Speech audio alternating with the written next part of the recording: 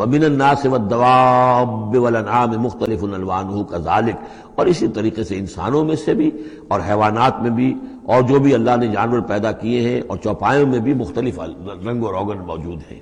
کذالک، اسی طرح، انما یخشی اللہ من عبادہ العلماء، یقیناً اللہ تعالیٰ کی خشیت تو اس کے اہل علم لوگوں کے دلوں ہی کے اندر ہوتی ہے۔ یعنی جتنا انسان میں اگر یوں سمجھیے کہ بنیادی طور پر کچھ ایمان ہے، تو جتنا علم اس کا بڑھتا جائے گا، وہ کائنات کا مطالعہ بڑھتا جائے گا، زمین کے بارے میں معلومات بڑھیں گی، حیوانات کے بارے میں یا جو نباتات کے بارے میں، تو اس کے اندر خشیت خداوندی بڑھتی چلی جائے گی۔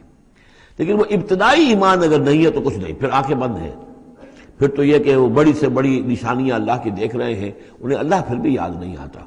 سارا کچھ دیکھ لیا انہوں نے، بڑی سے بڑی ٹیلیسکوپ کے ساتھ نہ معلوم کہاں سے دیکھ رہے ہیں بیٹھے ہوئے، اتنے لاکھ جو ہے لائٹ ایئرز کے فاصلے پر، لیکن اللہ نظر نہیں آتا انہیں۔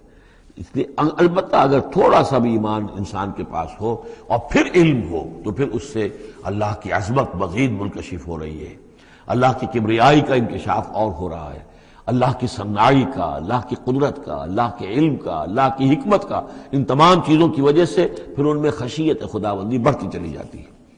ان اللہ عزیز الغفور، یقیناً اللہ تعالی زبردست ہے اور بخشنے والا ہے۔